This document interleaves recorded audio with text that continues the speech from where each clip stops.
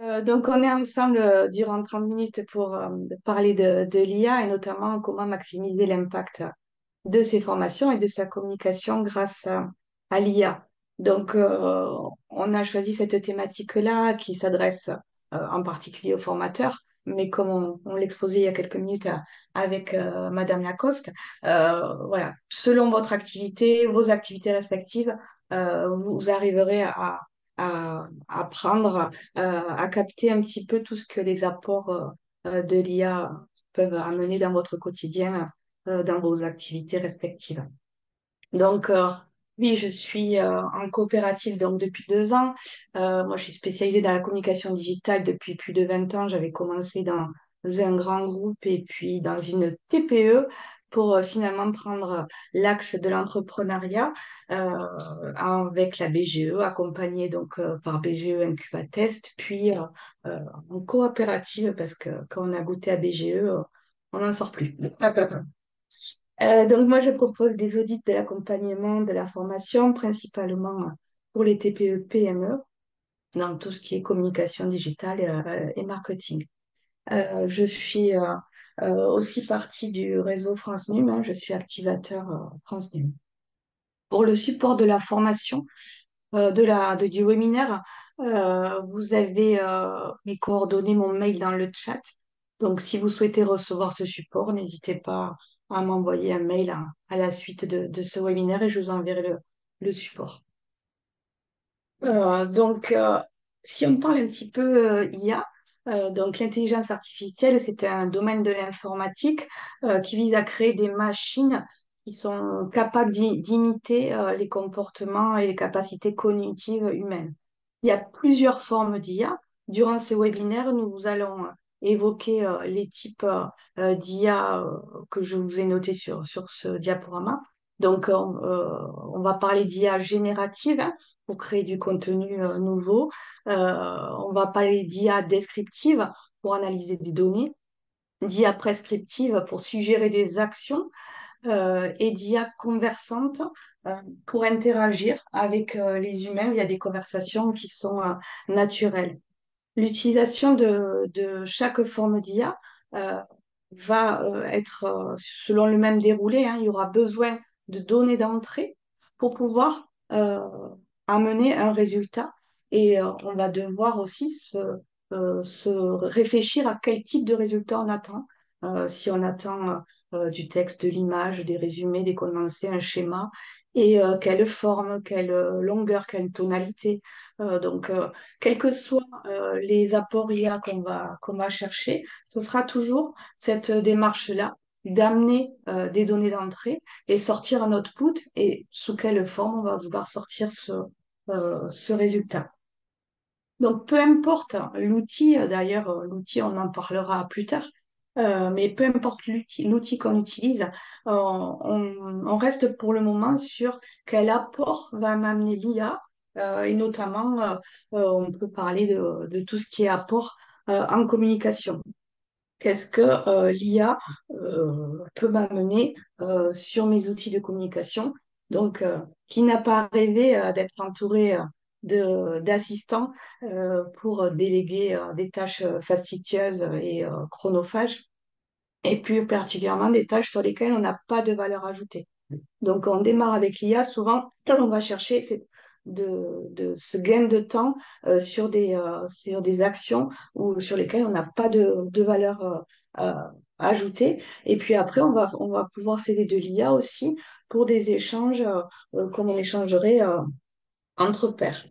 Donc, valable pour toutes les activités. Donc, cette IA à travers la communication va permettre, si voilà, dans votre structure, vous ne travaillez pas avec une agence de com ou avec un service de communication au sein de votre structure, on peut se dire, ben, on a besoin de l'IA pour nous soutenir sur cette tâche-là.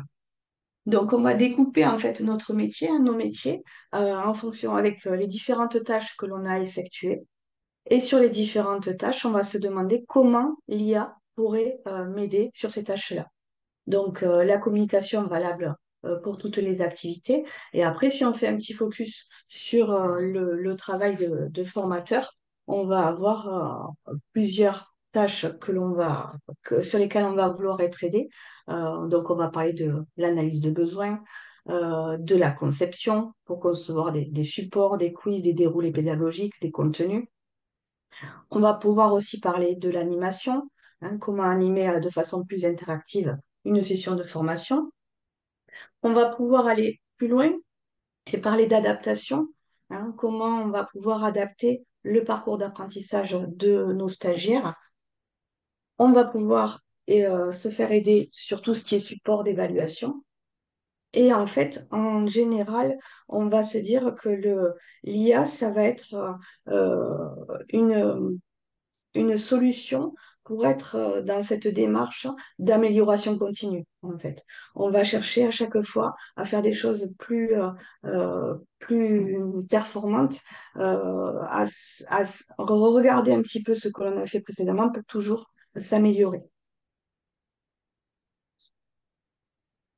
Au niveau du démarrage avec l'IA, quand on veut débuter avec l'IA, on va avoir dans l'idée de se dire, ben voilà, sur quoi on peut être aidé et qu'est-ce qui va être un atout pour nous. Donc, travailler avec l'IA, c'est se rendre compte qu'on va avoir un gain de temps et un esprit de perfectionnement. Donc, une fois qu'on est convaincu de ces apports-là, on va donc se dire ben, sur quelle tâche je vais m'aider, sur quelle activité je vais demander à l'IA d'intervenir et on va expérimenter avec des outils cet apport de l'IA. Donc, un outil, une application. Donc, on va avoir besoin de données d'entrée, de formaliser un résultat attendu. Et pour tout ce qui est IA générative, on va avoir besoin de travailler ce qu'on appelle les prompts. Ce sont des requêtes hein, qui vont permettre de guider l'IA pour générer en fait les résultats attendus. Donc, quand on débute avec l'IA, on va découper notre activité, on va voir sur quoi on peut être aidé. Et après, c'est juste qu'à ce moment-là, qu'on va commencer à parler d'outils, d'applications et de faire ces tests hein, de ces applications pour voir si les applications qu'on souhaite utiliser sont fluides et nous portent les réponses que l'on souhaite. Plusieurs applications vont permettre les mêmes tâches. Donc après, ça sera vraiment des ergonomies de travail que l'on va préférer pour choisir un outil pour un autre. Donc on a cette idée d'expérimenter chaque outil et après de progresser, de rajouter de plus en plus des tâches IA dans notre quotidien de professionnel. En exemple concret, hein, quand on parle de l'IA pour votre communication, on peut s'aider de l'IA pour établir un plan de communication, donc sur l'année ou sur les prochains mois, une ligne éditoriale ou créer du contenu. Donc, au niveau de la planification, on a des outils comme vous connaissez, ou vous avez peut-être déjà entendu parler, ou vous êtes déjà peut-être allé tester ChatGPT ou Copy.ai, qui vont nous permettre de générer des lignes éditoriales, des plannings éditoriales, et même aller jusqu'à la génération de contenu, la création de messages, etc. Donc, si vous voulez qu'on aille voir un petit peu notre ami ChatGPT, ah, donc, au niveau donc, de ChatGPT, ce qu'on disait tout à l'heure, hein, sur les IA génératives, on va proposer un prompt donc c'est notre donnée d'entrée pour avoir un résultat final. Donc, par exemple, si je voulais communiquer sur un organisme de formation, donc on imagine je suis un organisme de formation, j'ai 6 salariés et je vais préciser à ChatGPT que mes clients sont des entrepreneurs. Quelle ligne éditoriale pour les 6 prochains mois? Donc là, je vais obtenir un résultat sur une ligne éditoriale proposée où je vais avoir plusieurs axes que ChatGPT trouve pertinents pour mon activité. Donc, on va avoir toujours cette possibilité d'action-réaction, hein, de faire un petit focus, un entonnoir avec ChatGPT, si jamais l'axe qu'il me propose n'est pas vraiment celui que je voulais. Donc, je peux avoir des questions-réponses au niveau de cette ligne éditoriale. Si j'axe, donc il me fait la proposition et un petit résumé à la fin sur mon planning éditorial. Donc, si je suis OK avec ça, si j'ai pas d'aller-retour à refaire, je peux continuer en lui demandant sur quels réseaux sociaux aller décliner mon planning éditorial. Donc là, il va me donner par rapport à mon activité d'organisme de formation, par rapport à ma cible, les premiers réseaux sociaux qu'il me propose. Donc, il va me citer à chaque fois le réseau social qu'il me suggère avec les avantages par rapport à mon activité. Donc, il m'en énumère quelques-uns. Donc, si je souhaite, avec la petite synthèse, voilà, si je souhaite, je retiens que les trois premiers par rapport à mon activité. Si je fais ma communication en solo, que je ne peux pas me diversifier plus que ça, donc, sur les trois premiers, quel planning éditorial pour une fréquence? Et je peux lui demander ma fréquence. Donc là, on était sur la ligne. Là, on arrive au planning éditorial lui-même, hein, avec une fréquence d'un contenu par semaine sur LinkedIn et trois contenus pour Instagram et Facebook. Donc là, il réagit à ma question et il va me proposer un planning éditorial, donc sur les 4 prochaines semaines, sur la plateforme LinkedIn et sur les réseaux Instagram et Facebook, avec 3 publications par semaine. Donc j'aurai vraiment des choses qui sont très détaillées et sur lesquelles je peux interagir et réagir si je le souhaite. Et on va pouvoir aller sur la génération de contenu propre en demandant que, de but en blanc. Et si je veux faire un post, par exemple, sur une thématique où là, je lui dis, voilà, si je veux faire un post pour Octobre Rose sur Instagram, quelle légende mettre? Et là, il va me générer le contenu hein, de ma légende Instagram avec des petits emojis. Mais là, je pourrais lui demander, voilà, une tonalité plus sobre, moins d'emojis, euh, avec certaines fonctionnalités. Et il pourrait voilà, retravailler le script qu'il m'a proposé de base. Il me propose même les hashtags pour être visible sur Instagram. Donc là, on voit, pour avoir un premier aperçu de ChatGPT, on voit comment arriver à proposer du contenu. Voilà, donc, outre la ligne éditoriale, le planning éditorial, je peux aller directement sur la génération de contenu.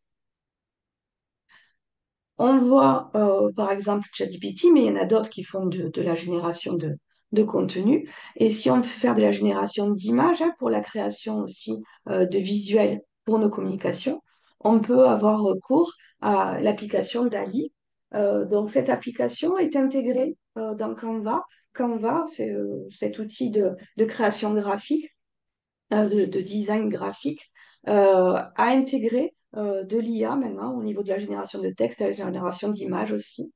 Donc, si on a la curiosité d'aller voir sur Canva comment on a intégré DALL-E, hop, donc si je vais sur l'application Canva et que je fais par exemple créer un design, hop, créer un nouveau design, je vois que j'ai les outils de génération d'images. Donc, je le retrouve dans éléments. Et là, vous voyez, générateur d'images par l'IA, générer la vôtre. Donc là aussi, hein, on va raisonner avec un script.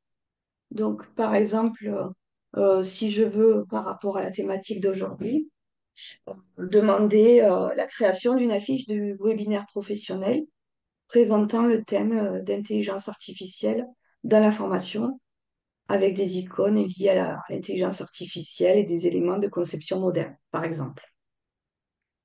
Donc, je peux définir un style si je le souhaite, une image ou une illustration.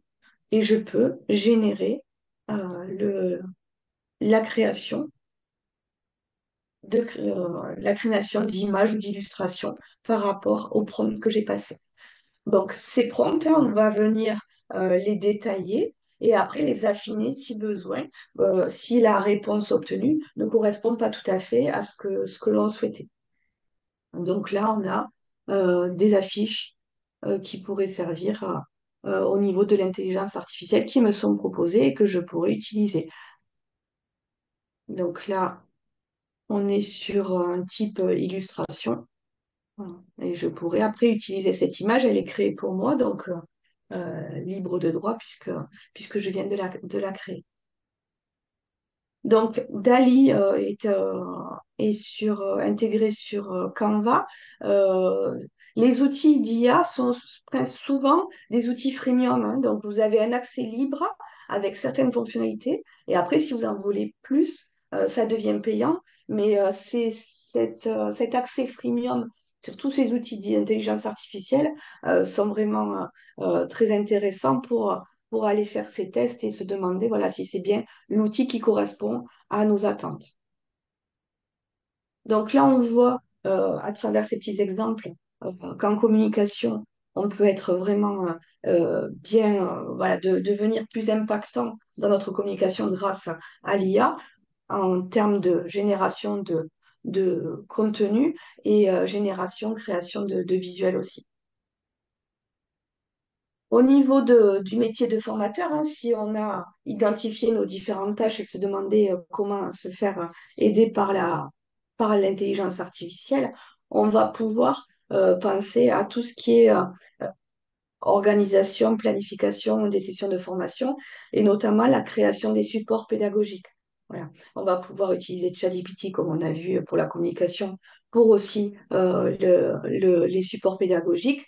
Et on va avoir aussi d'autres applications. Alors, toutes les applications, les outils IA que je cite, je vous ai mis un slide à la fin, une diapo où j'ai recensé tout ce que je citais pour les retrouver plus facilement.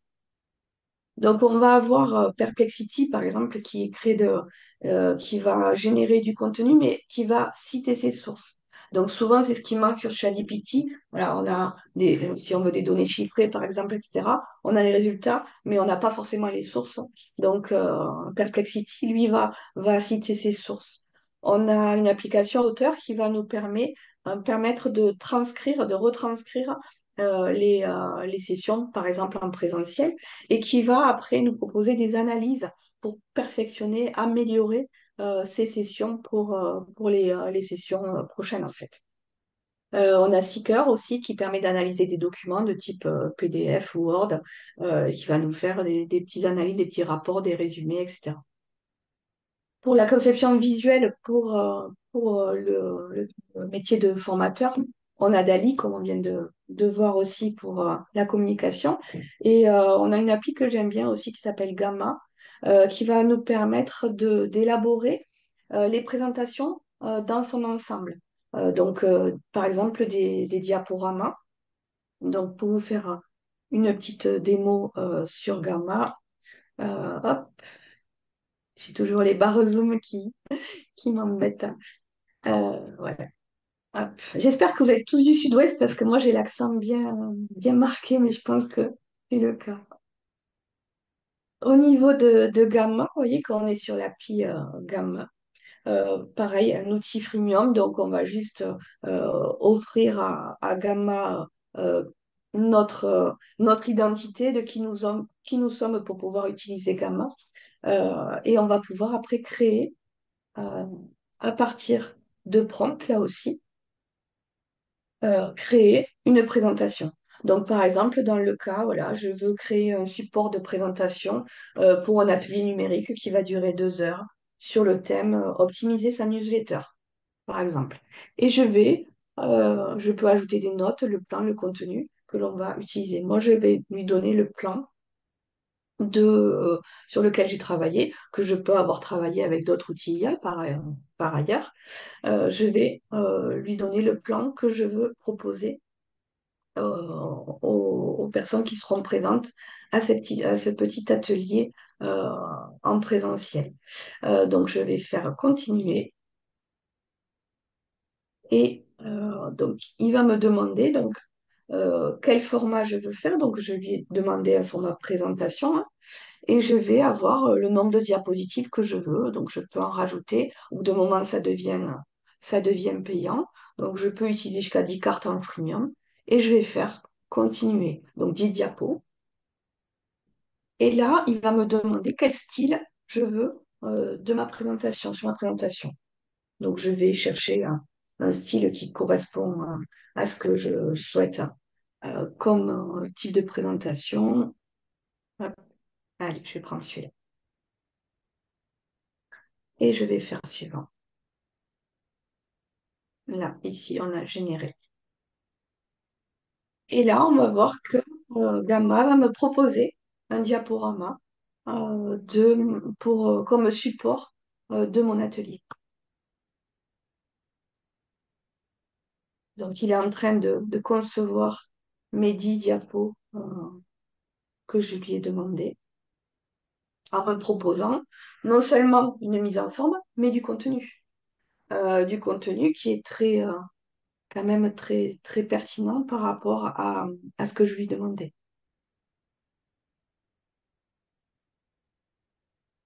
Il y a la 9e diapo et on arrive sur la dernière. Donc, une fois qu'il m'a proposé le contenu, voilà, je vais me relire, retravailler les visuels si je le souhaite. Donc là, il a créé des visuels, hein. Il est allé chercher dans sa base où il les a créés et il me propose euh, des points par rapport à mon atelier. Donc, une mise en page et du contenu. Donc, présentation de l'outil Brevo, analyse des performances, les autres outils, donc de la concurrence, de Brevo. Voilà. Donc, on voit que c'est quand même un gain de temps énorme. Il faut voir l'IA, l'utilisation de l'IA comme voilà, facilitateur, gain de temps. Et nous, après, on n'a juste qu'à apporter notre valeur ajoutée. Voilà. On n'avait pas forcément de valeur ajoutée, à aller partir de zéro sur des slides et mettre tout cet univers en place. On n'avait pas notre valeur ajoutée là. Notre valeur ajoutée, on l'a après dans la relecture et la précision de certains points, en fait. Donc ça, c'est l'outil Gamma que l'on peut utiliser. Donc dans notre métier de formateur, mais pas que. On peut avoir l'utilité de Gamma sur d'autres métiers. Donc, conception visuelle et aussi l'apport de l'IA pour éventuellement des quiz et des évaluations. On peut se dire aussi qu'on a envie d'être aidé par l'IA pour l'animation des sessions de formation. Voilà. On peut avoir envie d'avoir des sessions de formation plus interactives euh, pour mieux engager les stagiaires, les participants. Donc, on peut imaginer tout à fait demander des assistants virtuels, voilà, faire réagir les assistants virtuels pendant les sessions de formation pour que les participants interagissent en direct, en posant des questions. Et tout ça se fait un petit peu de manière assez ludique. On va avoir possibilité de faire des quiz interactifs et des analyses en direct aussi. Donc, analyser en direct les réponses des apprenants et peut-être comme ça cibler leurs points faibles euh, en direct pour pouvoir travailler sur ces points faibles. On voit que l'IA vraiment, ça peut aller dans un contexte vraiment global. Et si on veut aller plus loin, donc dans tout ce qui est euh, formation, on peut imaginer tout le parcours en fait de formation qui est travaillé avec l'IA pour avoir des parcours sur mesure pour nos apprenants. Donc là, on a des outils comme Squirrel AI qui va pouvoir ajuster le contenu. On peut aussi amener des ressources complémentaires. Et là, on a des applis comme Coursera ou DX qui peuvent amener des ressources complémentaires à nos apprenants. Voilà, on a déroulé une session de formation, mais on peut nourrir davantage les stagiaires s'ils en ont l'envie ou le besoin. Et on va se focaliser après aussi sur le suivi des performances, donc des apprenants, pour aussi alerter sur les éventuelles difficultés. Donc là, on a des outils comme Magic School qui peuvent nous permettre de travailler, euh, de travailler ces points-là.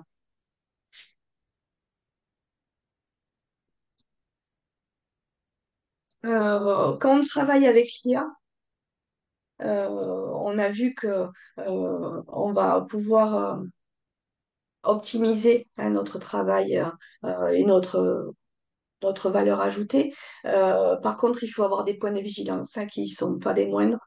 Les serveurs des applis IA sont souvent hors Union européenne, donc non conformes avec notre référentiel de la RGPD.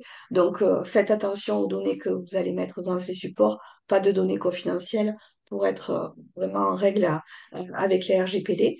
Et se dire aussi que si on intègre l'IA dans le parcours des apprenants, eh bien aussi, il faut les former à l'IA. Voilà, c'est des formations dans la formation qu'il faudra prévoir aussi.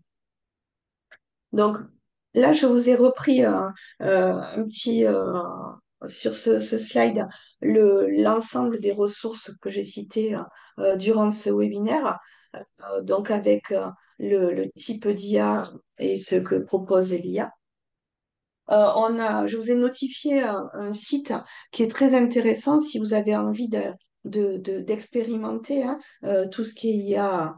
euh, c'est une IA par jour c'est un site qui va permettre tous les jours d'avoir la présentation d'une nouvelle IA puisque c'est en constante évolution. L'offre des outils IA explose euh, et on a du mal un petit peu à suivre tout ce qui est créé. Et des fois, on a des outils, on pense qu'ils sont pas mal et en fait, on se rend compte qu'il y a d'autres versions ou d'autres applications qui peuvent mieux répondre à notre besoin.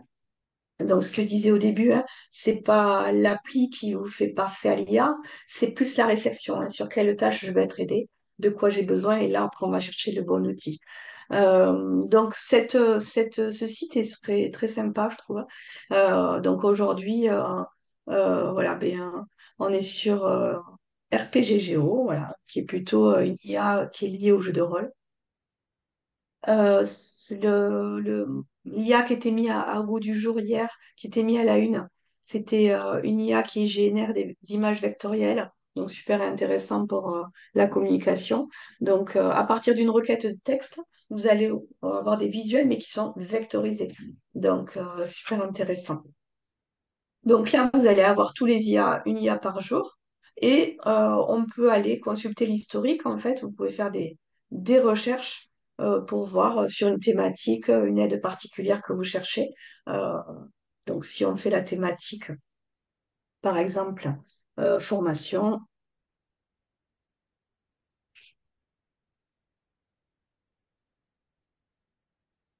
génère des présentations, des idées, voilà, des idées brise-glace, des questionnaires de fin de séance, etc. Donc, super intéressant. On pourrait aller découvrir un petit peu Slides Go. Slides, j'ai un anglais pourri, Slides Go. Euh, donc, voilà, là, la petite présentation en 4 lignes, moi, me donne envie d'aller le découvrir. Voilà, donc vous pouvez faire des petites recherches sur ce site, sur la tâche sur laquelle vous voulez être aidé ou votre, euh, votre univers professionnel pour voir un petit peu quelles IA ça serait intéressant d'aller découvrir. Et cet environnement de freemium est très intéressant parce que souvent, on peut faire des tests en gratuit, en fait, avant de se lancer sur une acquisition de logiciels.